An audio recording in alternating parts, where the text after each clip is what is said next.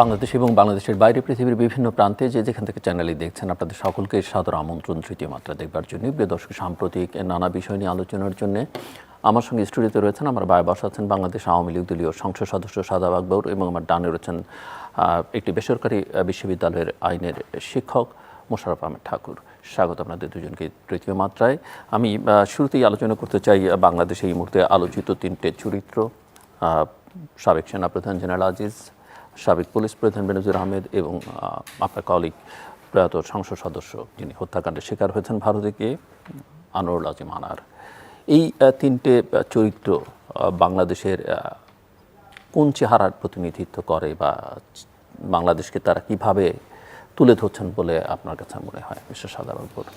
দেখুন, এই বিষয়টা নিয়ে গত কয়েকদিন ধরে বিভিন্ন মিডিয়াতে এবং সব জায়গায় সামাজিক যোগাযোগ মাধ্যম সব জায়গাতেই আলোচনা হচ্ছে।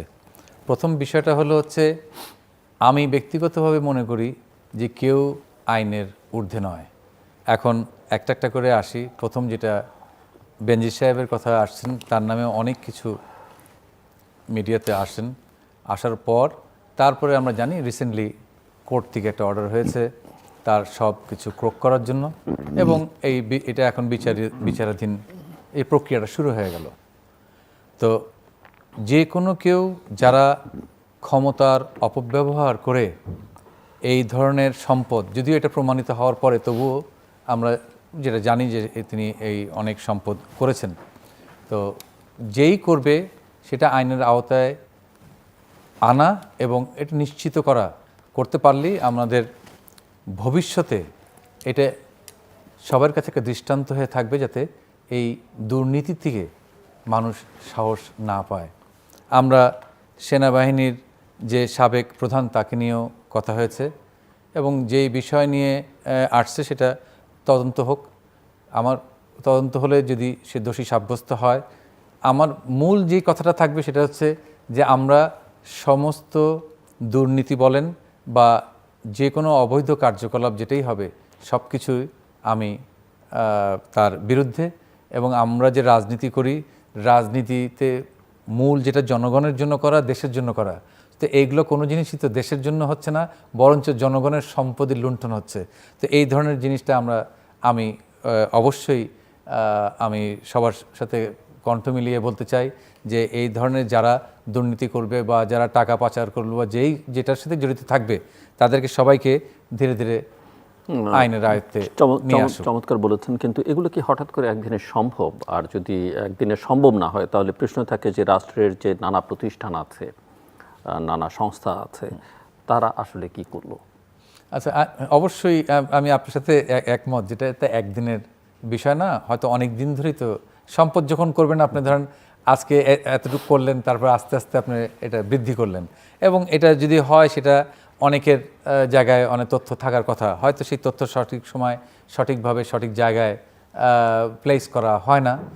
আর এবার যেহেতু এই জিনিসটা উঠে এসেছে, কমপ্লেন করা হয়েছে এবং তদন্তে নামার সাথে সাথেই সেই জিনিসগুলো প্রমাণিত হচ্ছে, মানে যদিও এটা আইনের রায়ের পরে আমরা একজন আসামি বা একজন দোষী সাব্যস্ত হবে, তখন রায়টা হবে তারপরে আমরা ধরে নিচ্ছি যে যে জিনিসগুলো আমরা তথ্য পাচ্ছি সেটাতে আমরা বুঝতে পারছি যে অনেক কিছুই এখানে অনেকভাবেই হয়তো তার ইয়ের বাইরে সে এই কাজগুলো করেছে, কারণ তাদের যে চাকরিতে তাদের যে ইনকাম থাকার কথা সোর্স, সেই সোর্স থেকে এত কিছু হওয়ার কথা নয়। তো এই বিষয়টাতে অনেক দিন ধরে যারা করছে, এটাতে একটা শুরু।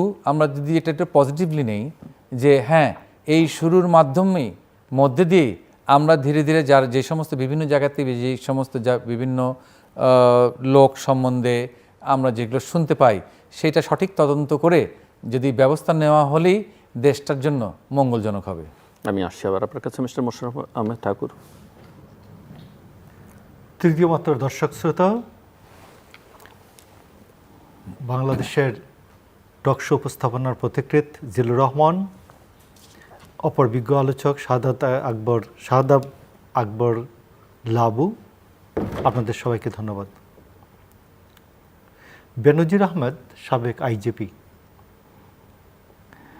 আপনি দেখবেন যে প্রশ্নটা আসছে এই আইজিপির যে সম্পদ শাহাদাব আকবর লাবু ভাই যেটা বলেছেন আমি তার সাথে দ্বিমত নাই, কিন্তু এই বেনজির আহমেদ যে চরিত্রটা তৈরি হলেন কিভাবে, এই জায়গাতে কোয়েশ্চেনটা হচ্ছে যে 2021 সালে তিনি নৈতিকতার মানদণ্ডে সর্বোচ্চ পুরস্কার রাষ্ট্রীয় শুদ্ধাচার পুরস্কার পান। 2011 থেকে 21 পর্যন্ত 10 বছরে তিনি 5 বার পুলিশ পদক পান, 5 বার। আপনি 2013 সালের যে মতিঝিল মেসাকার এবং 14 সালে যে রাতের ভোটের বিনা ভোটের নির্বাচন, ওই সময় তিনি পুলিশ কমিশনার ছিলেন। 2018 সালে রাতের ভোটের নির্বাচনের সময় তিনি এই আইজিপি ছিলেন। এবং আপনি দেখবেন যে এই তার যে বডি ল্যাঙ্গুয়েজ তার পজিশনের সাথে যায় না। কিভাবে? মেজর সিনহা যখন মৃত্যুবরণ হত্যাকাণ্ডের পরে আমাদের সেনাবাহিনী প্রধান আজিজ সাহেব এবং বেনজির দুজন একই সাথে গিয়ে নামলেন এক জায়গায়। একজন মনে হচ্ছে যে মুনিব বেনজির সাহেবকে, আর মনে হচ্ছে যে তার চৌকিদার মনে হচ্ছিল যে আমাদের ইয়াকে কি বলে সেনাবাহিনীর প্রধানের সাথে তিনি যে আচরণটা করেছেন এটা সবার চোখে লেগেছে। আপনি আরেকটা দেখবেন যে 2021 সালে যখন স্যাংশন দেওয়া হয় তখন আপনি দেখবেন যে আওয়ামী লীগ রীতিমতো বাড়াবাড়ি করে তাকে পাঠান যে যুক্তরাষ্ট্রে পাঠান, এবং যুক্তরাষ্ট্রে পাঠানোর পরে আপনি দেখবেন যে আমেরিকাতে তাকে রাজনৈতিক নেতার মতো সম্বর্ধনা দেওয়া হয়। যে এই সব ঘটনার মধ্য দিয়ে যে বেনজিরের যে ক্যারেক্টারটি তৈরি হয়েছে, আজকে ওবায়দুল কাদের বলেছেন বেনজিরের যে ব্যক্তিত্ব, তাকে কি মনে করা যায় যে সে এইরকম ঘটনার সাথে জড়িত হতে পারে? তো রাষ্ট্র চালাচ্ছেন যারা সরকার, তাদের সাথে তার যে আচরণ, তার যে বডি ল্যাঙ্গুয়েজ, এটা তার পজিশনের সাথে কখনো যায় না। আজকে এই জন্য বেনজির 621 বিঘা জমির মালিক, হাজার হাজার কোটি টাকা সম্পদ পাওয়া যায়। এই জন্য বেনজিরকে জন্মদানের ক্ষেত্রে যাদের দায়িত্ব আছে, বেনজিরকে যারা লালন পালন করেছেন, এই জন্য তারা এর দায়িত্ব বেশিরভাগটা অবশ্যই বহন করবেন বেনজিরের সকল অপরাধের জন্য। আমি এইটুকুতে প্রথম রাউন্ডে থাকতে চাই। সো আমরা বেনজির এবং জেনারেল আজিজ সম্পর্কে আপনি বললেন, সংসদ সদস্য যিনি প্রয়াত হয়েছেন তার সম্পর্কে। প্রয়াত সংসদ সদস্য শাহাদাব আকবর নিশ্চয়ই বলবেন, কারণ তার কলিগ। আপনি দেখবেন যে আমাদের 14 দলের শরিক সাম্যবাদী দলের দিলীপ বড়ুয়া, তিনি 14 দলের শরিক হিসাবে শিল্পমন্ত্রী ছিলেন, এবং তিনি একটি মন্তব্য করেছেন, রিলেভেন্ট একটা মন্তব্য করেছেন, 80% এমপি চোরাচালানি। 14 দলের যে সমন্বয়কারী আমির হোসেন আমু, এখন পর্যন্ত তিনি এটার প্রতিবাদ করেন নাই। এবং 14 দলের যে প্রধান দল আওয়ামী লীগ সাধারণ সভা থেকে এই পর্যন্ত এটার সম্বন্ধে কোনো মন্তব্য করেন নাই। এবং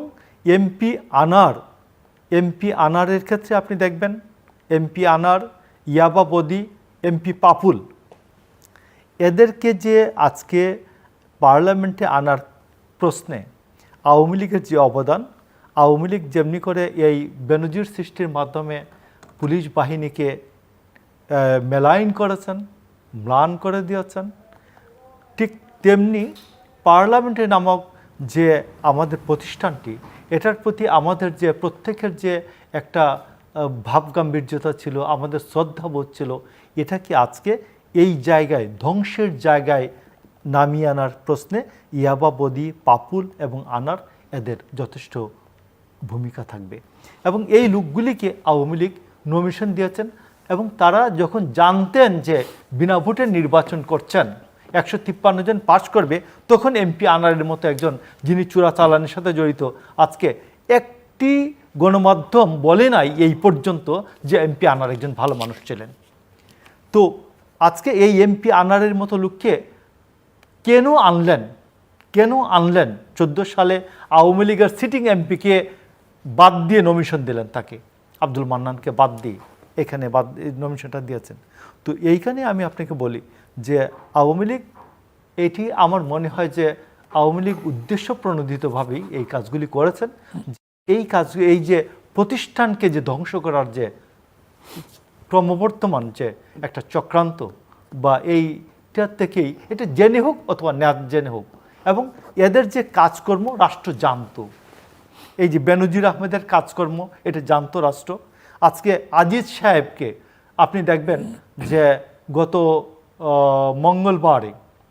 মঙ্গলবারে প্রথম আলোতে এসছে যে আজিজ আহমেদ তার ভাইদেরকে এনআইডি কার্ড নেওয়ার ক্ষেত্রে তিনি নিজে সুপারিশ করেছেন, এবং বিস্তারিত একটা প্রতিবেদন আসছে। তো এই আজিজ, আমি আপনাকে বলি যে আমাদের যারা আত্মীয় স্বজন ছোটোখাটো ওই যে আর্মিতে চাকরি করেন, মেজর, লেফটেন্যান্ট কর্নেল হওয়ার প্রশ্নে কি পরিমাণ স্ক্যানিং হয় তাদের ফ্যামিলি লাইফ অ্যান্ড আদার্স সমস্ত কিছু। আজিজ এতগুলি স্ক্যানিং পার হয়ে সেনাবাহিনীর প্রধান হলেন কিভাবে? তো এইটা হচ্ছে আমার বক্তব্য। তো এই জন্য আর্মি নামক প্রতিষ্ঠান, পুলিশ নামক প্রতিষ্ঠান, পার্লামেন্ট নামক প্রতিষ্ঠান, এই তিন ব্যক্তির মাধ্যমে তিনটা প্রতিষ্ঠানকে মেলাইন করা হচ্ছে। সব সাফল্যের মুকুট মিস্টার বেনজিরের মাথায়, মিস্টার আজিজের ক্ষমতা, মিস্টার আনারের জনপ্রিয়তা, যেটা আওয়ামী লীগ সাধারণ সম্পাদক বলেছেন জন্য কিছু বিচার করবার দরকার নেই। মিস্টার সাদাব আকবর, আমি জাস্ট আপনার কাছ থেকে বুঝতে চাই যে এই যে সংসদে যারা আছেন তাদের যেসব, মিস্টার আনারের যেই ক্যারিয়ার, আরও কয়েকটি নাম উনি বলেছেন, বা মিস্টার দিলীপ বড়ুয়া যেটা বলছেন, মানে একজন সংসদ সদস্য হিসেবে আপনি একটি রাজনৈতিক পরিবারের সন্তান, আপনার মাও প্রখ্যাত রাজনীতিবিদ ছিলেন, মানে আপনাদের কেমন লাগে মানে এই এদের সঙ্গে সংসদে বসতে, এবং ওই একই পরিচয়, সেও যেই পরিচয় দেয় আপনিও সেই পরিচয় দেন, বা আপনার চেয়ে সিনিয়র পলিটিশিয়ানরা, জেনুইন পলিটিশিয়ান, ওই একই পরিচয়তে কেমন লাগে আপনাদের? আসলে প্রথম যে বিষয়টা সেটা হলো, ধরেন রাজনীতি, আমি রাজনীতি করছি, পারিবারিকভাবে আমার ঐতিহ্য আছে, আমার মা দীর্ঘ সময় এদেশে তিনি রাজনীতি করে গেছেন।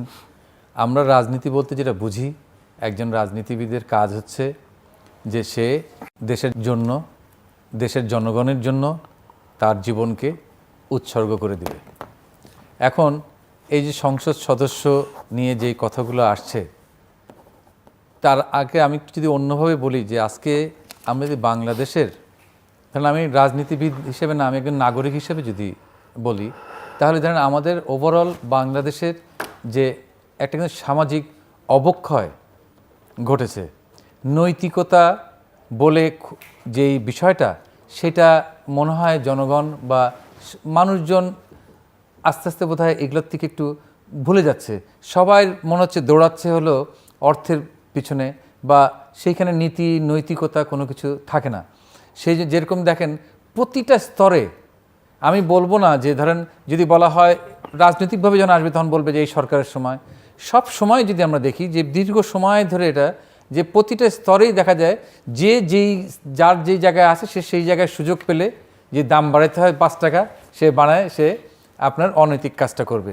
যে ধরেন সরকারি কর্মকর্তা একজন আছে না, সবাই তো আর একই জিনিস করবে না, অনেকের কথা বলছি আমি, সে তার যেই ক্ষমতা সেই ক্ষমতার ব্যবহার করে সে তার নিজের সম্পদ বৃদ্ধি করবে। তো এইভাবে বিভিন্ন জায়গায় এই যে সামাজিক অবক্ষয়টা, এই সামাজিক অবক্ষয়টাকে রুখতে হবে।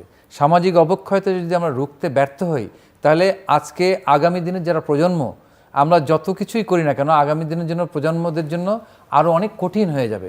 সেই জন্যে যেই আদর্শের উপরে, যেই নীতির উপরে এই দেশটা স্বাধীন হয়েছে, তারপরে রাজনৈতিক বিভাজন এবং রাজনৈতিকভাবে একে অপরের সাথে বিভিন্ন রকম কারণে কিন্তু আস্তে আস্তে আস্তে আস্তে দেখা গেছে যে সমাজের এই জায়গায় এসেছি আমরা। তো সেইখানে আমরা কোনো সময় আমি চাবো না, বা আমি ভাবতে পারি না যে আমার কোনো কলিগকে নিয়ে এতগুলো কথা উঠবে। যখন এতগুলো আসছে, বিভিন্ন মাধ্যমে আসছে, সত্যতা অবশ্যই সেখানে তো কিছু থাকার কথা, বাকিটা তো ধরেন সব তদন্তের মাধ্যমে আসবে।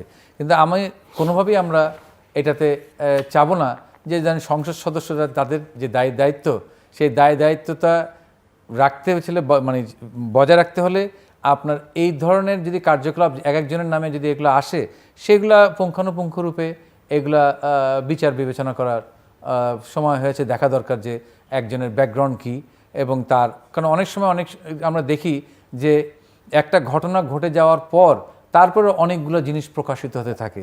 যেরকম ওখানে আসছে তার বন্ধু একজন আছে শাহিন নাম, তার বিশাল সেই রিসোর্ট, অনেক কিছু আছে। তা আমার কথা হচ্ছে যে শুধুমাত্র অনেকগুলো অঙ্গ নিয়েই তো একটা দেশ, কোনো না কোনো জায়গার থেকে তো এই শাহিন বা অমক এগুলো আসা উচিত কিন্তু ছিল, আমার প্রশ্ন কেউ হচ্ছে- আসে না, একটা ঘটনা ঘটে যাওয়ার পরে আসে। কি তার মানে কি আমার সামাজিক যে দায়, সমাজের প্রতি আমার যে দায়বদ্ধ আছে যার যার জায়গা থেকে, তারা কিন্তু সেটা পালন করছে না।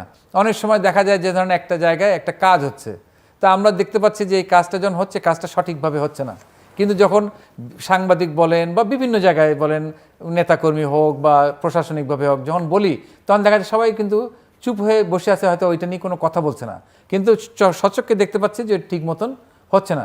তার মানেই হলো এটা, যেটা বুঝতে চাচ্ছি, যার যার অবস্থান থেকে তার যার যার যে দায়িত্বটা পালন করা সেটা করছে না। কিন্তু সবাই যখন কারোর সমালোচনা করতে হয় তখন কিন্তু সবাই এক বাক্যে নিজেকে না দেখে নিজে আমি কি করছি, আমি সকালে ঘুম থেকে উঠে আমি আমার অফিসে গেলাম, সরকারি দপ্তর হোক, বেসরকারি দপ্তর হোক বা রাজনৈতিক স্থান হোক, আমি ঠিক মতন কাজ করছি কিনা।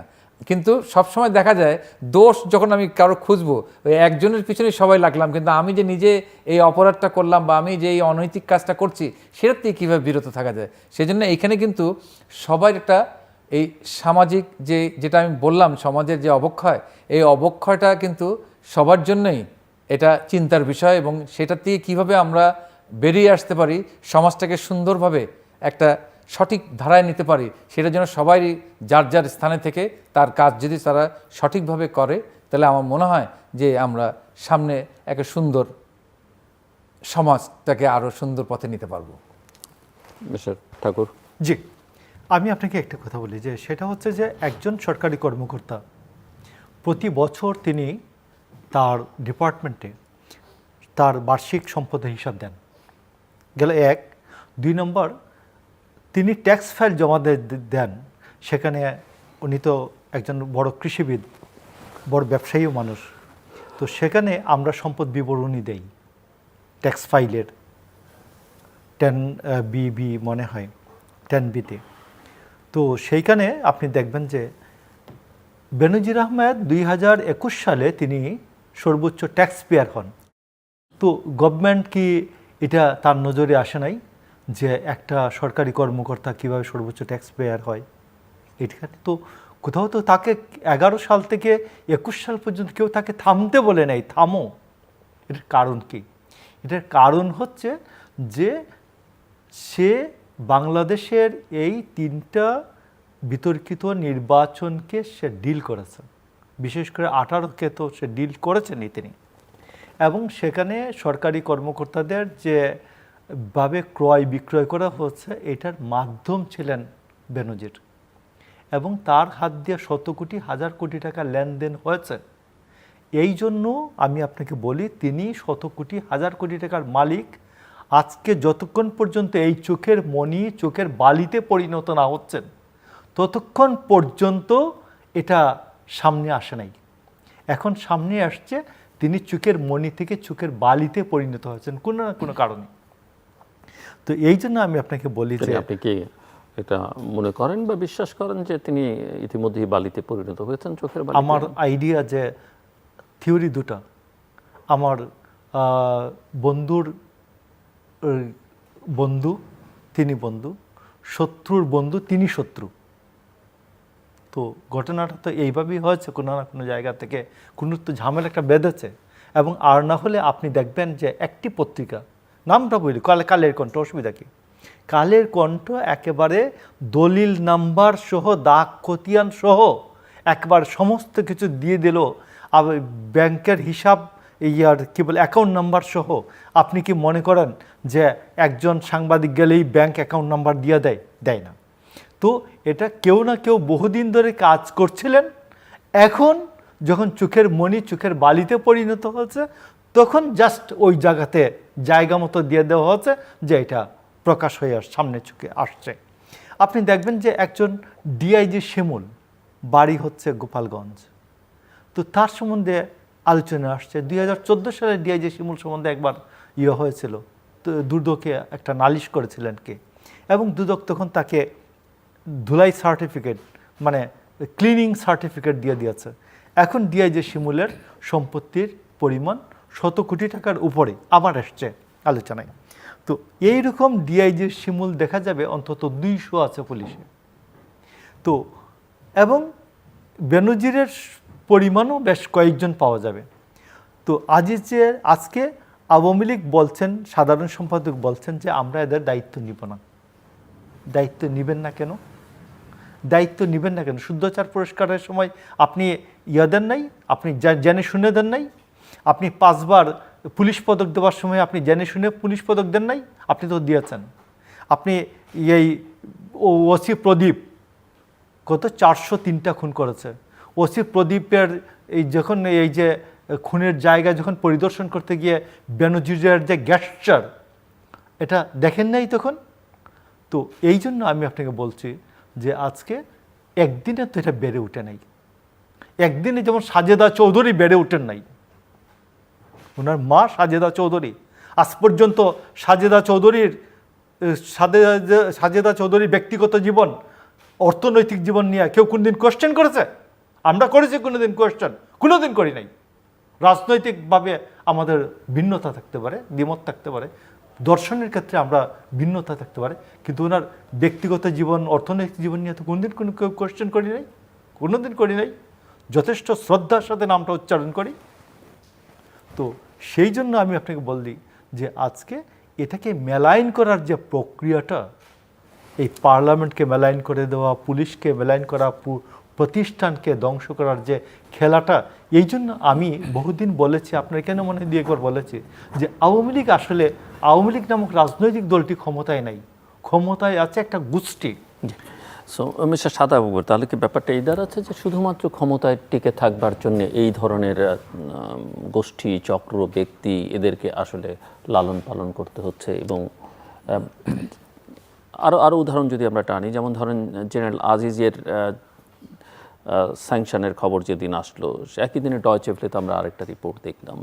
সেটা হচ্ছে যে পিস কিপিং মিশনে আমাদের যারা এখানে হিউম্যান রাইটস ভায়োলেট করে, টর্চার করে, তাদেরকে পাঠানো হচ্ছে। এবং সেটা তো আমরা দেখতেই পাই যে এই যে স্যাংশন তো র্যাবের উপরে যখন হলো বা 7 জন কর্মকর্তার উপরে হলো, তাদেরকে কিন্তু পুরস্কৃত করা হয়েছে।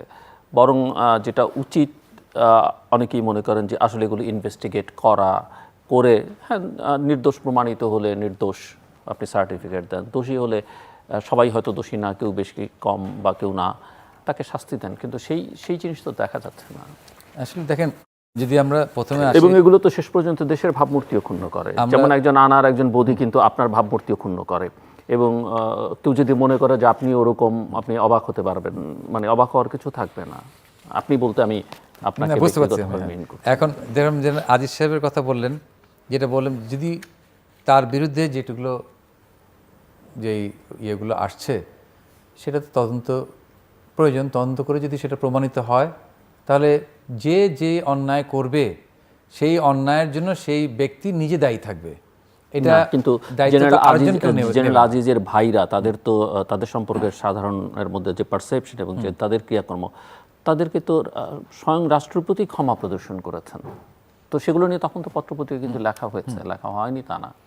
কিছু কিছু ক্ষেত্রে ধরেন আপনার, যেমন আমরা বলি আজকে দেখেন এই যে ডিডব্লিউ থেকে যেটা আসলো, এই বিষয়টা প্রথম হচ্ছে যে হঠাৎ করে কেন, এবং ডিডব্লিউ কিন্তু প্রথম না, এই কথাগুলো কিন্তু এর আগে আল জাজিরা, নেত্র নিউজ বলেছে, অনেক কিছু। কিন্তু সেই বিষয়টা হলো, ধরেন আমাদের বাংলাদেশের সেনাবাহিনী বলেন বা অন্যান্য আমাদের পুলিশ বাহিনী বলেন, সব জায়গা থেকে এই শান্তিরক্ষী বাহিনী আজকে সেই 88 সাল থেকে, যদি আমি ভুল না করি, থেকে 88 সাল থেকে তারা সারা এই শান্তিরক্ষী বাহিনী হিসেবে কাজ করছে। এবং পৃথিবীতে কিন্তু বাংলাদেশ অত্যন্ত সুনামের সাথে কাজ করছে।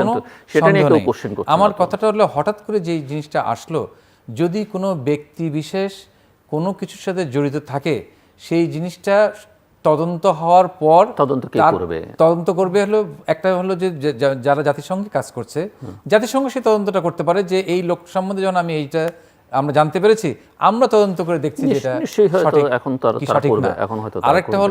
আরেকটা হলো এই যে স্যাংশনের বিষয়টা আসে, আমরা যেই দেশই স্যাংশন দেখ, আমার কথাটা হলো হচ্ছে, যদি সারা পৃথিবীতে সব কিছুর বিষয় যে দেখা যেত তারা ন্যায়পরায়ণ বা একদম ঠিক, যেটা আমরা জাস্টিস বলি বা ওইভাবে চিন্তা করে যেটা খারাপ বললো, যেটা ভালো সেই দিকে তারা, খারাপ দিকে সেই জন্য স্যাংশন করলাম। ওনাদের সারা পৃথিবীতে তারা ধরেন আমরা যে কয়েকজন মোড়ল হিসেবে তারাও তো ধরেন বিশ্ব মোড়ল, সেইখানে বাংলাদেশের জিও পলিটিক্সে তাদের যতক্ষণ পর্যন্ত তারা যা চাচ্ছে সেই চাওয়া পাওয়ায় যদি তাদের সাথে মিলটা না হয়, তারা এই জিনিসগুলা অব্যাহত রাখবে বলে আমি ব্যক্তিগতভাবে বিশ্বাস করি। কারণ একই বাংলাদেশের ব্যাপারে তার চিন্তা ধারণা একরকম হবে, আবার যখন প্যালেস্টাইনে যখন এতগুলো লোককে মারা হচ্ছে, ইসরায়েলের ব্যাপারে তাদের অবস্থান একরকম হবে, তখন তো আমরা ধরে নিতে পারি না যে এই লোক এনাদের যে চিন্তাবার্তা যেইভাবে তারা স্যাংশন দিল একটা দেশের জন্য সেটা সঠিকভাবে দিচ্ছে কিনা। আমরা ধরে নিব যে এটা রাজনৈতিক একটা চাপ সৃষ্টি করার জন্যই হচ্ছে। আমরা যেরকম দেখি প্রায় আপনাদের যে হোয়াইট হাউসের মুখপাত্র সে বিভিন্ন রকম তাদের ইয়েগুলো অ্যাটেন্ড করেন সাংবাদিকদের এবং তাদের ইয়েটা বলে স্টেট ডিপার্টমেন্ট থেকে। সেই স্টেট ডিপার্টমেন্ট থেকে আমি দেখলাম যে এই নিয়ে যেসব রিসেন্ট গতকালের যে প্রশ্নগুলো করলো, প্রশ্নগুলার মনে হলো যেন যে সাংবাদিক প্রশ্নটা করছে এই প্রশ্নটা যে করবে উনি আগের থেকে অবগত। তার কারণ আমি দেখছিলাম যে প্রশ্নটা করার পরে উনি কিন্তু পড়ে পড়ে উত্তর দিচ্ছে, প্রশ্নগুলো জমা দিতে হয় আগে। তো বেসিক্যালি আমার কাছে সাপ্লিমেন্টারি কোশ্চেনটা এমনি করে জমা হয়, কিন্তু আমার কাছে মনে হলো যে তার যে রিপ্লাইগুলা সেই আনসারগুলো প্রশ্নটা তো নয় জমা হচ্ছে, প্রশ্নটা দেখছেন উনি, কিন্তু উনি যখন উত্তরটা দিচ্ছেন তখন মনে হচ্ছে সব পড়ে পড়ে দিচ্ছে, মানে আমার সম্পদে রেডি আছে। তো বনগড়া কথা আমাদের মতো বলে না তো ওরা। না করে না। তা আমি আমার কথাটা হলো আমরা একটা মানে আমি তো তাকে ওইখানে দেবতা ভগবান বা ওই জায়গায় ফেরেস্তার জায়গায় তাকে নিতে পারি না। আমরা যখন দেখতাম যে এই মার্কিন যুক্তরাষ্ট্র প্রতিটা বিষয় তারা সব জায়গায় সমানভাবে তারা সমান চোখে দেখে সব জায়গায় একই রকমই তাদের সিদ্ধান্ত যাচ্ছে, তাহলে কোনো কিছু বলার ছিল না। কিন্তু সেটা ক্ষেত্র বিশেষে যদি তার লোক যত অন্যায় করুক, হাজার হাজার শিশু ফিলিস্তিনিতে মেরে ফেলছে, সেটা একরকম আমি ওদিকে দৃষ্টিই দেবো না। আর বাংলাদেশের দিকে আমি প্রতিদিন কিছু না কিছু বাংলাদেশের ব্যাপারে বলবো। সেটা চাওয়া পাওয়ার ব্যাপার আছে, চাওয়া পাওয়ার যদি দেখা যায় যে কালকে সরকার তাদের সাথে সেই সমঝোতায় আসলো, তাহলে দেখবেন যে এর পর দিন থেকে আর এই বিষয়ে তাদের কোনো খুব বেশি মাথা ব্যথা থাকবে না। সুতরাং এই স্যাংশন যে জিনিসগুলা বিভিন্ন সময় বিভিন্ন স্যাংশন নিয়ে আসে, খুব স্বাভাবিকভাবে একটা স্যাংশন আমার দেশে যেখানেই আসুক এটা কিন্তু দেশের জন্য মঙ্গলজনক নয়, যে কোনোভাবেই দেশের উপর একটা চাপ হচ্ছে। তা আমরা কিন্তু দেখেছি যে অতীতে যে একটা স্যাংশন আসলো অনেকে বেশ খুব একটা ফুরফুরা মেজাজে থাকলো, যে অর্থ হলো সরকার একটু চাপে আছে, কিন্তু সরকার না, এটা দেশের জন্য মঙ্গলজনক নয়। সুতরাং সেই দৃষ্টিকোণ থেকে যদি আমরা বলি যে স্যাংশন কি আসে, সেটা আমরা রাজনৈতিক বিষয় রাজনীতিভাবে সেটা মোকাবেলা হবে। কিন্তু যেই কথাগুলো আজকে উঠে আসছে এই ডিডাব্লিউর ইয়েটা, আমার কাছে মনে হয়েছে যে অনেক কিছু যে ঘটনাগুলো ঘটছে বাংলাদেশ সরকারের উপরে চাপ সৃষ্টি করার, সেটারই একটা অংশ হিসেবেই এই প্রতিবেদনটা তৈরি করা হয়েছে। এই প্রতিবেদনটা একটা ম্যালাফাইড ইন্টারেস্ট নিয়েই এই প্রতিবেদন তৈরি হয়েছে, এবং তদন্ত হয়ে তদন্তের পরে যেটা আসবে সবাই জানতে পারবে, সেটা অনুযায়ী সেটা ইয়ে করবে। কিন্তু এইভাবে আমাদের সেনাবাহিনী বা আমাদের ঢালাওভাবে পুলিশের যারা যাচ্ছে এখানে তাদেরকে এইভাবে হেয় প্রতিপন্ন করাটা এটা আমাদের জন্য অত্যন্ত এটা অত্যন্ত দুর্ভাগ্যজনক যে এরকম একটা ষড়যন্ত্র সবসময় আসবে, রাজনীতিতে ষড়যন্ত্র থাকেই, সে কিন্তু এটা আমি মনে করি সম্পূর্ণ একটা ষড়যন্ত্রের অংশ। আমি ধরে নিতে চাই যে আমাদের লাবুভাই তো একটা রাজনৈতিক আবহে বড় হয়েছেন এই 60 বছর 61 বছর ধরে। তো আপনি ধরুন আমেরিকার স্যাংশনের কোনো বিষয়টাই নাই এইখানে, আমি মনে করলাম ধরে নিলাম কিছুক্ষণের জন্য আলোচনার জন্য, তাইলে কি সরকার কি প্রতিষ্ঠানের ক্ষেত্রে জনগণের সাথে যথাযথ আচরণ করবে না? আপনি ধরুন বেনজিরের উপর কোনো স্যাংশন হয় নাই 21 সালে, তাহলে বেনজির যে 10 বার 21 পদক পেল, 10 বছরে 5 বার পুলিশ পদক পেল, এটা কিভাবে পায়? যে লোকটার 621 বিঘা জমি আছে, 1000 কোটি সম্পত্তি আছে, এই লোকটা তো যেদিন উনি 21 সালে রিটায়ারমেন্টে আসছেন আর 22 সালে এটা করে ফেলছেন তা তো না। এটা তো দীর্ঘদিন ধরে করে আসছেন, মানুষকে বঞ্চনা করে আসছেন, কারো ফায়ার আটকে করে আসছেন, অথবা জনতার জনগণের অধিকারকে উনি লুণ্ঠন করে উনি এই সুবিধাটা নিয়েছেন। এটা তো হওয়ার কথা ছিল না। আজিজ আহমেদ তো একদিনে তৈরি হন নাই। আজিজ আহমেদ তিনি বিডিআরের যখন চিফ ছিলেন তখন থেকে সেনাবাহিনীর প্রধান হওয়া পর্যন্ত, সিজিএস হওয়া পর্যন্ত অনেকগুলি ধাপ বেরিয়েছেন। বহু সিজিএস হয়েছেন, চিফ অফ জেনারেল স্টাফ, এরপরে তিনি সেনাবাহিনী প্রধান হতে পারেন নাই। বহুজন হয়েছেন। এই যে পরিকল্পনা মন্ত্রী সালাম সাহেব, উনি সিজিএস ছিলেন 90 সালে, কিন্তু হতে পারেন নাই সেনাবাহিনীর প্রধান। তো এই জন্য আমি আপনাকে বলছি যে আজকে স্যাংশনের কথা থাকলো না। আমি বলছি আপনি জনগণকে এইভাবে আপনি খুন করে ফেলবেন, 1.5 বছরে 40 জন মেরে ফেলবেন। আপনি 3 মাসে 13 জন লোক ইয়াতে কারাগারে মারা যাবে, এখন মারা যাচ্ছে না কেন? এখন এই আগে গত 3 মাসে মারা গেল না কেন? অক্টোবর থেকে প্রথম 3 মাসে 13 জন লোক মারা গেছে, এবং এরা সবাই পুলিশের নির্যাতনের শিকার, এবং কারাগারে গিয়ে এরা কোন চিকিৎসা পায় নাই। তো এই যে ঘটনাটা হচ্ছে যে আপনি শপথ নিয়েছেন অনুরাগ বিরাগের বশবর্তী হয়ে আমি কোনো কিছু করব না। আপনি মন্ত্রী, আপনি এমপি, আপনি প্রধানমন্ত্রী, তো আপনি এই আচরণটা তো সঠিকভাবে করছেন না। এবং এই সঠিকভাবে আচরণটা না করার কারণ হচ্ছে আপনি যে কোনোভাবে ক্ষমতায় থাকতে চান। আপনি যে কোনোভাবে ক্ষমতায় থাকতে চান, আপনাকে এফেক্ট করে না। আপনি প্রেস ফ্রিডমে 180টা রাষ্ট্রের মধ্যে 65 নম্বর হলে আপনার কিছুই আসে যায় না। আপনার মাত্র এই 15 বছরে আপনার 45 ধাপ অবলম্বন হয়েছে প্রেস ফ্রিডমে। আপনার স্বাধীনতার সূচকে আপনি 164টা রাষ্ট্রের মধ্যে 141 নম্বর, 113 নম্বরে পাকিস্তান, 197 নম্বরে শ্রীলঙ্কা, 87 নম্বরে নেপাল। আপনি হ্যাপিনেস ইন্ডেক্সে 133টা রাষ্ট্রের মধ্যে আপনি 29 নম্বরে। তো আপনার প্রতি বছরই অবনমন হয়। এর আগের বছর ছিল 22 সালে 118 এবং 21 সালে ছিল 95 আপনার পজিশন। আপনি এই 33 ধাপ, কত ধাপ অবনমন হলো আপনি তো হ্যাপিনেস ইন্ডেক্সে। তো আপনি কোনো কিছুকেই তো তোয়াক্কা করছেন না, এবং সেইখানে আপনি ক্ষমতায় থাকার মূল খুঁটি হচ্ছে এই পুলিশ, বিজেপি, আর্মির একটা অংশ এবং কিছু অসৎ আমলা। তো এরা তো আপনার উপর সুবিধা নিবে, এরা তো সুবিধা নিবে। আপনি যতই বাইরে বলেন যে আমি এই সৎ আচরণ করতে চাই, এরা তো আপনার জন্য চুরি করে দিবে আর তার নিজের জন্য করবে না, এটা তো হতে পারে না। সো মিস্টার শাহাদাব আকবর, এখন আলোচনাটা সেটা হচ্ছে যে বাংলাদেশ ও রাশানদের মতো কিছু অলিগার্স তৈরি হয়েছে, এবং এই ধরনের যারা মিস্টার ঠাকুরের ভাষায় যে একটা অবৈধ ক্ষমতাকে টিকিয়ে রাখবার জন্য নানাভাবে সহযোগিতা করেছে, যেখানে আওয়ামী লীগের মতো একটা শক্তিশালী দল, যেটা ক্ষমতাসীন দল, সেই দলও আসলে এখন আর রাজনৈতিকভাবে উনি মনে করেন বা শক্তিশালী নয়, বা দলেরও কোনো ভূমিকা নাই, দল অনুপস্থিত পুরো প্রক্রিয়ার মধ্যে।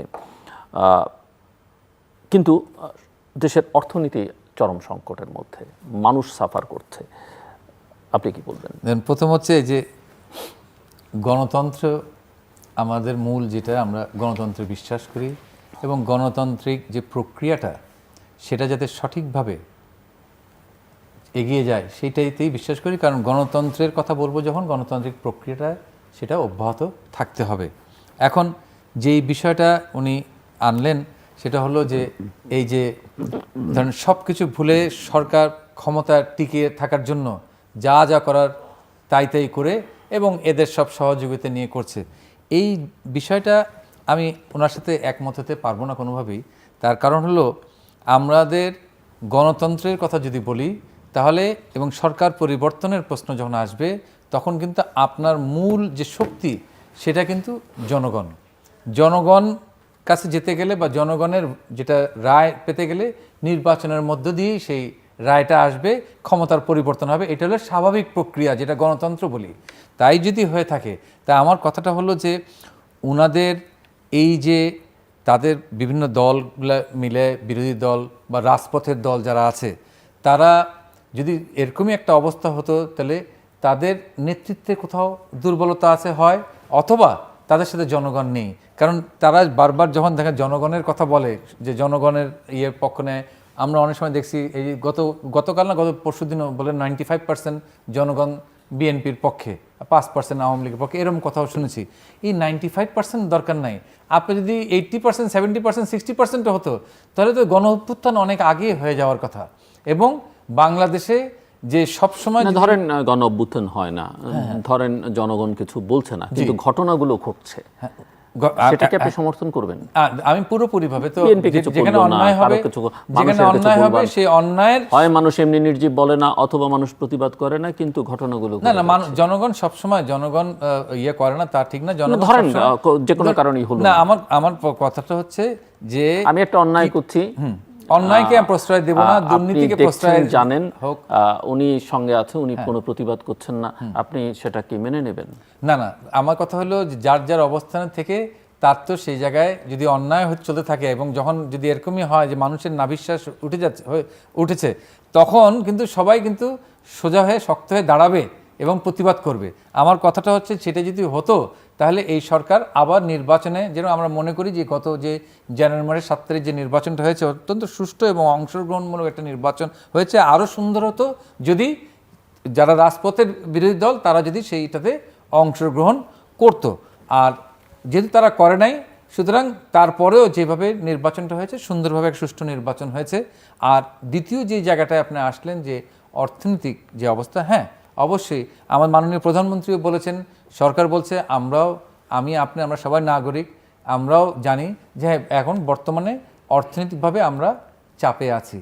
আমার কথাটা হচ্ছে অর্থনৈতিকভাবে তো এই গত 15 বছরে অনেক দূর আমরা এগিয়েছি। উত্থান পতন থাকে, সব জায়গায় থাকে, এটা সংসারও থাকে, সব জায়গায় থাকে।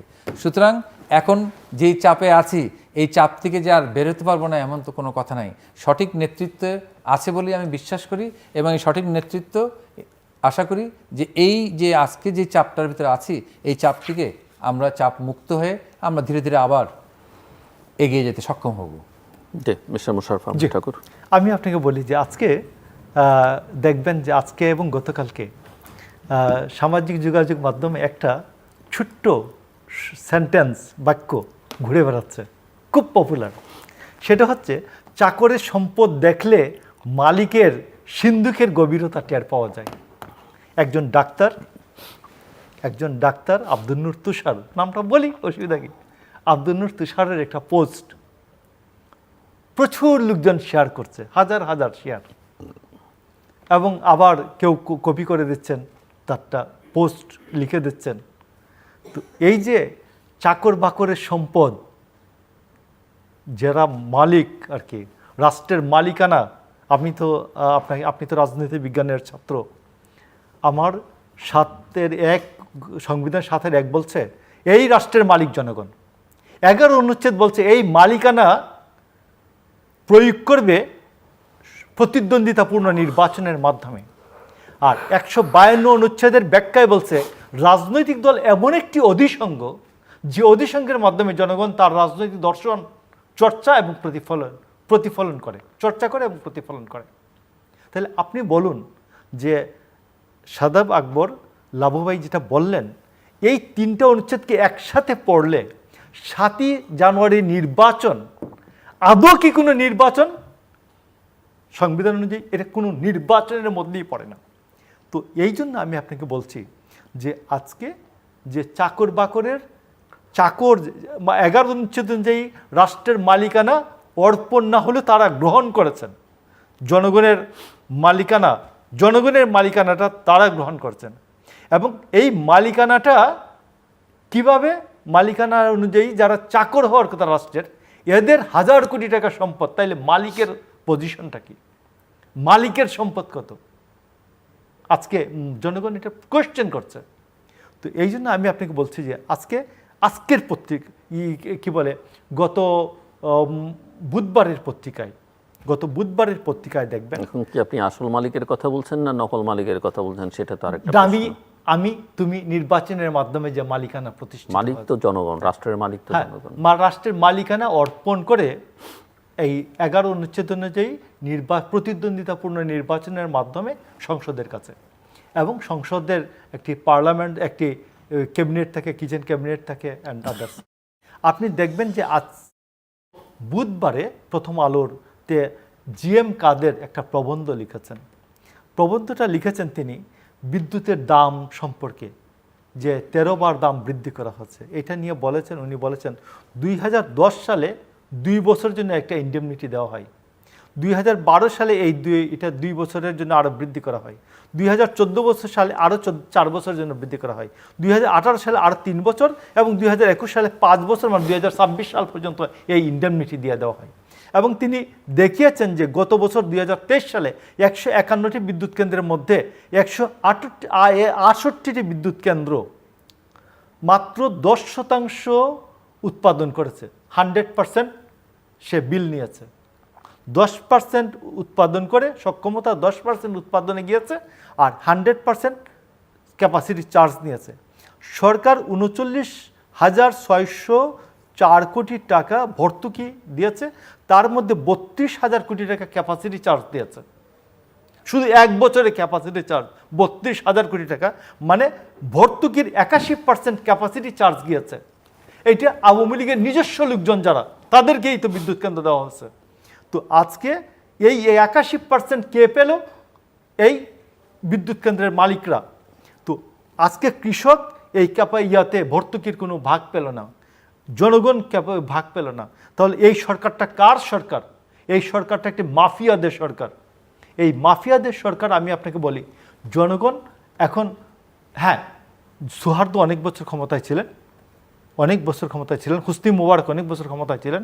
জনগণ এই যে যখন পেছনে দেওয়ালে পিঠ না ঠেকে যাওয়া পর্যন্ত, আইয়ুব খান 10 বছর ক্ষমতায় ছিলেন, তো তো কি বলে, অনেক দিন জনগণ, আমি যেটা বলবো যে জনগণ গণ অভ্যুত্থানে না যাওয়া মানেই সরকার ভালো কাজ করছে, এবং এই কাজগুলিকে, এই লুটপাটের কাজটা আপনি জনগণ কেন নামছে না, এই জন্য আপনি বলবেন যে এটা জাস্টিফাই, এই জন্য এটা ন্যায়সঙ্গত। এটা তো হতে পারে না। আপনি 39,600 কোটি টাকা ছিল আপনার ভর্তুকি, বলছেন জনগণকে ভর্তুকি দিচ্ছেন। আপনি এর 81% ভর্তুকি দিয়েছেন কাকে? 81% 32,000 কোটি টাকা দিয়েছেন এই বিদ্যুৎ কেন্দ্রের মালিকদেরকে, যে ক্যাপাসিটি চার্জ হচ্ছে 81% ভর্তুকির। তো এটা কি ধরনের সরকার আমি আপনাকে বলবো? কি সরকার এটা? এটা কোথায় বসবাস করছে? কি অদ্ভুত উটের পিঠে চলেছে স্বদেশ। হ্যাঁ, চলেছে স্বদেশ। এখন দেখেন, ওনার আসলে আপনি প্রথম যখন বাইরে ইন্ট্রোডিউস করিয়েছেন, উনি কিন্তু বিএনপির নেতা হিসেবে বা বিরোধী দলের নেতা হিসেবে ইন্ট্রোডিউস করেন নাই, একজন শিক্ষক হিসেবে ইন্ট্রোডিউস করেছেন। সেজন্য আমি কোন দিক দিয়ে বলবো আমি জানি না। প্রথম কথা হলো, একজন শিক্ষক হিসেবে উনি বলছেন যে এটা একটা মাফিয়া সরকার। এখন আমি যে অতীতের কোনো কিছুর সাথে টানবো বা বলবো যে অতীত, কারণ উনি তো সেই বিরোধী দল বা কাউকে প্রতিনিধিত্ব করছেন না। আর অতীতে ধরেন হয়েছে, বা ধরেন এর চেয়ে তো আমি ধরে নিলাম অতীতে খারাপ হলে আমরা খারাপ করবো সেটা কথা না, কারণ তাহলে আমি একটা ওর সাথে একটা কম্প্যারিজনে আসতাম যে কাদের পক্ষে কথা বলতে চাই, এই কথাটার মধ্যে দিয়ে আমি বিদ্যুৎ সম্বন্ধে যেটা বলছি এটাকে ভুল বলছি, আমি আসছি কাদের ভুল বলছি, কাকে রক্ষা করার জন্য কারে আমি মাফিয়া সরকার বলছি। যাদেরকে রক্ষা করার জন্য আপনি আজকে এদেরকে মাফিয়া সরকার বলছেন, তার উত্থান কোত্থেকে? তার উত্থান তো রক্তের মধ্যে দিয়ে তার উত্থান হলো এই দেশের রাজাকার আলবদরদের প্রতিষ্ঠা করার মধ্যে দিয়ে তাদের উত্থান যে 2004 সালে গ্রেনেড হত্যা করে হামলা করে 24 জনকে মেরেছে, মাননীয় প্রধানমন্ত্রী বঙ্গবন্ধু কন্যাকে হত্যা করার, সেই তারাই হলো এটার এবং তারা একে একে সেই বাংলা ভাই থেকে শুরু করে, আমরা তো কিছু ভুলে যাই নাই, এদেশের মানুষও কিন্তু ভুলে নাই, ওনারা ভুলতে পারেন কিন্তু দেশের মানুষ ভুলে নাই দেখেই বারবার আওয়ামী লীগকে বারবার ক্ষমতায় আনে। আর প্রতিটা এই সমস্ত বিষয় যদি দেখি আমরা, আপনাদের অতীতগুলো দেখেন, তার সাথে আপনারা মিলান। আপনারা আজকে যে ক্যাপাসিটি চার্জের কথা বললেন, আসেন একটা জায়গায়, খালি যদি জনগণকে যদি একটা বিভ্রান্তিকর তথ্য দেন আপনি যে এত হাজার কোটি টাকা ক্যাপাসিটি চার্জ দিলাম, আপনি একটা প্লেন যদি ভাড়া করেন, এই যে আমরা ধরেন এখান থেকে আগে জায়গাতে হজ ফ্লাইট যেত, আপনি যখন ভাড়া করেন তখন মিনিমাম ব্লক আওয়ার একটা বলা হয় যে আপনি এটা ইউজ করেন কি না করেন, এত ডলার এত আওয়ার আমার ব্লক আওয়ার। সুতরাং একটা পাওয়ার প্ল্যান্ট যখন হবে, যে ইনভেস্টার ইনভেস্ট করবে তারও থাকবে যে মিনিমাম এইটা হলো আমার ব্লক আওয়ার, এর নিচে যদি তুমি আমার কাছে পাওয়ার নাও এটার জন্য তোমাকে পে করতে হবে। সেই জিনিসটা যদি টোটাল যদি এটা হিসাব করে আপনি বলেন, কারণ আপনার সময় হইলো বাজেট হইতে হচ্ছে 1 লাখ কোটির নিচে, আমার এখানে 5 লাখ কোটির উপরে। সুতরাং এই দেশের সমস্ত কিছু আপনার সাথে 1000 কোটি টাকা বললেই তো হবে না, এই ক্যাপাসিটি চার্জ জিনিসটা থাকবেই। এত হাজার কোটি টাকা, আপনার সময় 4000 মেগাওয়াট, মানে আমাদের সাথে যদি আপনি তুলনা করেন, আমরা এখন 28,000 মেগাওয়াটের সক্ষমতা। দেশকে যদি আমরা এই দিকে আমরা উন্নত দেশের দিকে নিয়ে যেতে হয়, এবং সারা বাংলাদেশকে আজকে আমরা শতভাগ বিদ্যুতায়িত করা হয়েছে, এটাতে যাতে দেশটাকে এর অনেক দূর এগিয়ে নিয়ে যাওয়ার জন্য। আমরা যদি ওই জায়গায় সীমাবদ্ধ থাকতাম তাহলে ক্যাপাসিটি চার্জও ওইটা হতো না, আর আজকে ভর্তুকিও এত হতো না, আর সরকারের উপর আজকে এত বড় একটা চাপও আসতো না। কিন্তু দেশকে এগিয়ে নিয়ে যাওয়ার জন্যই কিন্তু আজকে বিদ্যুতায়িত যদি না হয় সারা বাংলাদেশটা, তাহলে দেশের উন্নয়ন কিভাবে হবে? আর এই ক্যাপাসিটি চার্জ থাকবেই। এখন কত হাজার কোটি টাকা ক্যাপাসিটি চার্জ দিন, আপনি যদি বলেন যেটা ভর্তুকি না হয়, এটা ক্যাপাসিটি চার্জ ওই বিদ্যুতের ওই লোকদেরকেই দিলেন। এই জিনিসগুলোর ভিতরে যদি এরকম হতো যে হ্যাঁ হতে পারে যে, আমি সেই ব্যাপারে বলবো না, ধরেন আপনার কতটুকু হলো হচ্ছে যুক্তিসঙ্গত ক্যাপাসিটি চার্জ, কতটুকু যুক্তিসঙ্গত না, সেই জায়গাটায় আসতে পারেন। সেই বিষয়টা যদি কোনো সময় ওইটা নিয়েই আলোচনা হয়, তাহলে দেখা যাবে সেটার উপরে আমিও প্রিপারেশন নিয়ে সেটা নিয়ে আলাপ করতে পারবো। এই মুহূর্তে আমি আলাপ করতে পারবো না যে কতটুকু যুক্তিসঙ্গত কতটুকু যুক্তিসঙ্গত না, কিন্তু ক্যাপাসিটি চার্জ কিন্তু থাকতেই হবে, তাছাড়া কেউ ওই প্ল্যান্টে ইনভেস্টমেন্টে আসবে না। তো সেই জন্যে আমার জিনিসটা হলো হচ্ছে, যেহেতু আমরা রাজনীতি করি, যখন অনেক সময় হয়তো সত্য মিথ্যা অনেক কথা বলতে পারি, কিন্তু উনি তো পুরোপুরি একজন শিক্ষক। একজন শিক্ষকের কাছ থেকে আমরা আশা করব হচ্ছে একদম সঠিক জিনিসটাই জনগণের কাছে তুলে, কারণ আপনি কি বলছেন জনগণ সেটা শুনছে, এবং আপনি যেহেতু একজন শিক্ষক, আপনারটা আমার থেকে হয়তো ওনারটাই বেশি শুনবে। সেই জন্য ওনার কাছে আমার অনুরোধ হলো, আপনি যে জিনিসটা সঠিক জিনিসটা সেটাই যাতে তুলে ধরেন, যাতে জনগণ বিভ্রান্ত না হয়। আর এই সরকারের মাফিয়া বলেন না, এই বঙ্গবন্ধু কন্যা শেখ হাসিনার সরকার, এই সরকার এই বঙ্গবন্ধুর নেতৃত্বে দেশ স্বাধীন করেছিলাম, বঙ্গবন্ধুর কন্যার নেতৃত্বে গণতন্ত্রকে আমরা ওই যে বারবার যে বিদেশিরা খেলতো যে 5 বছর এ আসবে 5 বছর ও আসবে, ওইসব চলে গেছে। জনগণের ভোটেই আমরা নির্বাচিত হচ্ছি, এবং আপনাদের যেহেতু আপনি সেই পক্ষে নিয়ে কথা বলছেন, আপনাদেরকে সঠিকভাবে নেতৃত্ব দিয়ে জনগণের কাছে যে জনগণের সাথে সম্পৃক্ততা বাড়িয়ে আপনি যেদিন সক্ষমতা আসবে সেই দিনই আপনার সাথে আমার যুদ্ধ। এখন তো আপনারা কোথাও নেই। আমরা চাই আপনারা শক্তি বৃদ্ধি করেন, কিন্তু আপনাদের একটু শক্তি বৃদ্ধি হলেই আপনাদের দেখা যায় যে আপনারা কিভাবে এই বারবার এই সরকারকে আপনারা ফেলে দিবেন। মানে আমি দরিদ্রে মারো টান, এই সরকার হবে খান, এই ধরনের চিন্তার থেকে বেরিয়ে আসতে হবে। কারণ ওই চিন্তা করে আপনারা আমাদেরকে হটাতে পারবেন না। আপনাদের হটাতে হলে জনগণই সকল শক্তির উৎস, জনগণকে সঙ্গে নিয়ে আপনারা যে নামতে পারেন, এবং যে সঠিক পথে জনগণ বুঝে যে হ্যাঁ আমরা কেন যুদ্ধ করব। জনগণ আজকে আসছে না কারণ জনগণ আপনাদের উপরে সে আস্থাটা নাই। আপনাদের উপরে আস্থা থাকলে তাহলে বুঝতো যে ঠিক আছে, এদের উপরে আমরা একটু অসন্তুষ্ট হয়েছি, ধরে নিলাম আমি আপনার কথায় আমার উপরে একটু অসন্তুষ্ট হয়েছে, সুতরাং এরা আরও ভালো, আমরা ওদের পিছে যাই। কারণ জনগণ জানে যে এদের থেকে যারা ওই যে রাজপথে, তারা তো বিরোধী দল না, রাজপথের বিরোধী, কারণ তারা সংসদে তাদের প্রতিনিধিত্ব নাই। সেই রাজপথের বিরোধী দলের সাথে তারা থাকে না, কারণ তারা যে অপকর্ম করেছে, যে অন্যায় অত্যাচার করেছে, যে সন্ত্রাস করেছে, যে এত হাজার হাজার মানুষকে মেরেছে, এবং সেই 76 সালে যদি দেখি যে সেনা কর্মকর্তা থেকে শুরু করে সেনা সদস্য শত শত যে হত্যা করা হয়েছে। আপনি আজকে এত মাফিয়ার কথা বলছেন আর এত অত্যাচার করার কথা বলছেন। আমি কয়েকদিন আগেও একটা বলছিলাম, আমার মাকে কিন্তু সেই 76 সালে গ্রেপ্তার করা হয়েছিল, এবং গ্রেপ্তার করে যখন কেন্দ্রীয় কারাগারে নিয়ে যাওয়া হয়, তখন ওই সময় তো ধরেন মহিলা রাজনীতিবিদ খুব একটা কারাগারে যেতেন না। তার আগে তাকে একটা রুমে দেওয়ার আগে তাকে 4 ফিট বাই 4 ফিট একটা শিকের ইয়ের মধ্যে দিয়ে তাকে 3 দিন রাখা হয়েছিল। তা আমরা দেখেছি, আমিও তো আমার মাকে তখন দেখতে যেতাম, এবং আমি যখন আমার মাকে দেখতে যেতাম তখন দেখতাম যে আমার মা বলতো সারা রাত ঘুমাতে পারে না। কেন? তার কারণ এক একটা কু হয়, এবং সেই কুয়ের প্রচেষ্টা হয়, এবং কুয়ের প্রচেষ্টার পরে তাদেরকে বলে দেওয়া হয় 6 মাসের জেল হয়েছে, তোমার 3 মাসের জেল হয়েছে, আসলে সব মিথ্যা কথা। ওখানে নেওয়ার পরে তারপর সারা রাত তাদেরকে ফাঁসি দেওয়া হতো। এই ছিলেন হলো জিয়াউর রহমান। সুতরাং কার জন্য আপনারা বলছেন, কার সাথে তুলনা করছেন, এই তুলনাটা বন্ধ করেন। দেশটাকে আগাইতে গেলে সুষ্ঠুভাবে কথা বলতে হবে, এবং আপনার কাছ থেকে আমরা সেটাই আশা করি। ফাইনাল রাউন্ড আমি যা বলেছি যে 2 বছরের জন্য একটা আইন করা হচ্ছে, আপনি 4 বারে এটা 14 বছর এক্সটেনশন করলেন, বর্ধিত করলেন। এটা কোনো যুক্তিতে আপনি 13,000 থেকে 14,000 মেগাওয়াট বিদ্যুৎ দরকার আপনি বলছেন, আপনি 26,000 মেগাওয়াট বিদ্যুৎ উৎপাদনের আপনি চার্জ দেন প্রতি বছর, এটা কোনোভাবেই যুক্তিসঙ্গত না। 1 নাম্বার 2 হচ্ছে যে জিয়াউর রহমানকে এখানে টেনে এনে কোনো লাভ হবে না। এই জন্য আমি আপনাকে বলছি যে আমি রাষ্ট্রবিজ্ঞানের ছাত্র, পরে লটা করেছি, খুব ভালো করে লটা পড়াই, কম্পারেটিভ কনস্টিটিউশন। তো সেখানে পড়াতে গিয়ে আমি আপনাকে বলি যে আপনি তো এমপি মানুষ, আপনি কোথাও পৃথিবীর ইতিহাসে কোথাও খুঁজে পাবেন না যে রাষ্ট্রপতির শপথ পার্লামেন্টে লবিত হচ্ছে। এটা চতুর্থ সংশোধনীর পরে প্রধানমন্ত্রী শেখ মুজিবুর রহমান বেরিয়ে পার্লামেন্ট থেকে বেরিয়ে ওনার সিট থেকে বেরিয়ে পার্লামেন্টের লবিতে দাঁড়িয়ে ওখানে শপথ নেন, স্পিকার শপথ নেওয়ান। এটা পৃথিবীর ইতিহাসে কোথাও পাবেন না।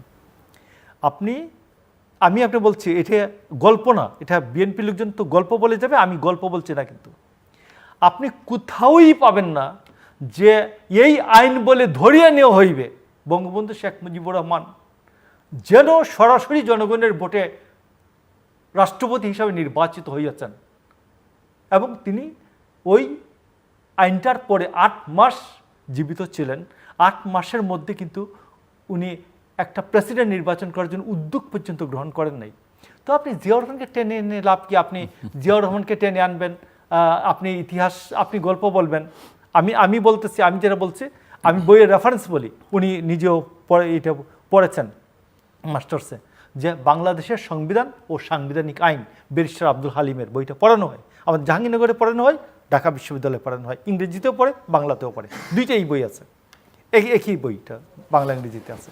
তো আমি আপনি বলি যে আমি ধরেন আমি ইতিহাসের রাষ্ট্রবিজ্ঞানের রেফারেন্স বললাম এবং আপনি বললেন, তো এতে তো লাভ নাই, বরঞ্চ আপনি বর্তমানে থাকুন, থেকে 2 বছরের জন্য একটা আইন করছেন বিদ্যুতের জন্য, আপনি ইমার্জেন্সি মিট আপ করবেন, আপনি 14 বছর 4 বার 14 বছরের জন্য এটা আবার এক্সটেনশন করলেন। এটা কোন যুক্তিতে হবে? কোন যুক্তিতে এই লুটপাটটা, বিদ্যুতের ক্ষেত্রে এই লুটপাটটা আপনি কেন অ্যালাউ করছেন? কোন স্বার্থে? এই জন্য আমি বলেছি যে এটা একটি মাফিয়া তন্ত্র। ধন্যবাদ। মিস্টার শাহাদাত বলবো, জাস্ট 2 মিনিট।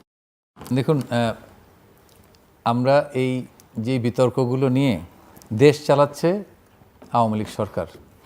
আওয়ামী লীগের সভাপতি, তিনি বাংলাদেশের বর্তমান প্রধানমন্ত্রী। যেই কোনো ভালো জিনিস হলে সব কিছু সরকারের জন্য সরকার সেটার ক্রেডিট পাবে, আর কোনো কিছু যদি ঠিক মতো না হয় সেটারও কিন্তু সরকারকেই সে দায়িত্ব নিতে হবে। সুতরাং যেহেতু আমরা মাননীয় প্রধানমন্ত্রীর নেতৃত্বে এই সরকারটায় আমরা আছি, সব দায়িত্ব নিয়েই আমরা এগিয়ে যাব। এই বিদ্যুতের 14,000 মেগাওয়াটের প্রয়োজন কেন 26,000 মেগাওয়াট করব? আমি যখন বিদেশ থেকে যখন ইনভেস্টমেন্ট আসে তখন তারা দেখে যে এই দেশের ক্যাপাসিটি কতটুকু আছে, ক্যাপাবিলিটি কতটুকু আছে পাওয়ার সাপ্লাই, এবং সেইটার চিন্তা করে তারা ইনভেস্টমেন্টে আসে। আর ওভারনাইট যদি আমি মনে করি যে ঠিক আছে না, কালকেই আমার এত ক্যাপাসিটি বাড়তে হবে, তা আমি 6 মাসের মধ্যে নতুন করে আরেকটা পাওয়ার প্ল্যান্ট করবো, সেটা সম্ভব না। সেগুলো একটা লং টার্ম প্ল্যান নিয়ে তারপরে এগোতে হয়, এবং সেইভাবেই আমাদের ক্যাপাসিটিটা সেজন্য বাড়ানো হয়েছে। আর এই মাফিয়াতন্ত্র বা কে মাফিয়া না, সেটার সব কিছুর ভার হলো সিদ্ধান্ত নেবে আপনার এদেশের জনগণ, এবং আমাদের সেই আস্থা আছে। আমরা বেশিরভাগ সময় যেরকম আমার নির্বাচনী এলাকায় পড়ে থাকি, জনগণের কাজে, জনগণের সেবায় আমরা থাকি, সেজন্য জনগণের সাথে আমার দিন দিন সম্পৃক্ততা বাড়ছে। আর যারা যারা তথাকথিত রাজনৈতিক বিরোধী দল, আমরা দেখছি যে প্রতিটা নির্বাচন তারা নির্বাচনে থাকে না, এই উপজেলা নির্বাচনও নাই, কিন্তু তাদের কিন্তু অনেককে বহিষ্কার করছে, তারা কিন্তু মাঠে থাকছে। তার কারণ তারা ওই তৃণমূলের নেতাকর্মীরা মনে করে যে নির্বাচন বা এগুলোর সাথে যদি আমরা না থাকি তাহলে আমরা এলাকায় জনগণ থেকে আমরা বিচ্ছিন্ন হয়ে যাব। সুতরাং আমার মনে হয় যে তাদের যারা বিরোধী তথাকথিত আছেন তাদের ব্যাপারে আমার শুধু এইটুকুই থাকবে যে আপনারা জনগণের দিকে তাকান, ওই এদিক দেশ বিদেশের দিকে তাকিয়ে এই বাংলাদেশের আপনাদের ভবিষ্যৎ অন্ধকার। দর্শক, অনুষ্ঠানের শেষ প্রান্তে আমরা সামাজিক যোগাযোগ মাধ্যম ফেসবুক এবং এক্সে তৃতীয় মাত্রা লাইভ স্ট্রিম হচ্ছে, আপনারা দেখতে পারেন। টেলিভিশনের পর্দায় দেখতে না পারলে যে কোনো সময় যে কোনো স্থান থেকে ইউটিউবে তৃতীয় মাত্রা চ্যানেলটি সাবস্ক্রাইব করে পুরনো পর্বগুলো আপনারা দেখতে পারেন। মিস্টার মোশাররফ আহমেদ ঠাকুর এবং মিস্টার শাহাদাত আকবর, অসংখ্য ধন্যবাদ এই আলোচনা সেবার জন্য। দর্শক, বাংলাদেশের জন্য সময় হয়েছে এই অভিযোগ পাল্টা অভিযোগ বাদ দিয়ে, এবং কয়েকদিন আগেই একটি সেমিনারে দেশের নাগরিক সমাজের প্রতিনিধিরা, অর্থনীতিবিদরা বলছিলেন যে এখানে প্রশাসন বা প্রতিষ্ঠানগুলো এমনভাবে ধ্বংস হয়েছে যে এগুলো ঠিক করতে 53 বছর সময় লাগবে। 53 বছর লাগুক বা 53 মাস লাগুক, তার চেয়ে বড় কথা হচ্ছে যে বাংলাদেশকে এখন আবার শুরু করতে হবে সেই গোড়া থেকে। গোড়াটা হচ্ছে 1971, এবং 1971-এ মুক্তিযুদ্ধ বা তার আগের যে সংগ্রামে যে চেতনার কথা আমরা শুনেছি, কথায় কথায় যে চেতনার কথা আমরা বলি সেই চেতনা নয়, যেগুলো লিখিত অঙ্গীকারের মধ্যে ছিল প্রোক্লেমেশন অফ ইন্ডিপেন্ডেন্সে, যে আমরা একটা বৈষম্যহীন সমাজ করব, আমরা সামাজিক ন্যায় বিচার প্রতিষ্ঠা করব, মানবিক মর্যাদা প্রতিষ্ঠা করব এবং একটা গণতান্ত্রিক দেশ নির্মাণ করব। সেই জায়গায় আসলে বাংলাদেশকে ফেরত যেতে হবে এবং সেখান থেকেই আসলে শুরু করতে হবে। অন্যথায় এই যে দুষ্ট চক্রের আবর্তের মধ্যে বাংলাদেশ পড়ছে, এখান থেকে বের হওয়া বাংলাদেশের জন্য কঠিন হবে। আমাদের সঙ্গে থাকবার জন্য অসংখ্য ধন্যবাদ। আপনাদের সবার জন্য শুভকামনা।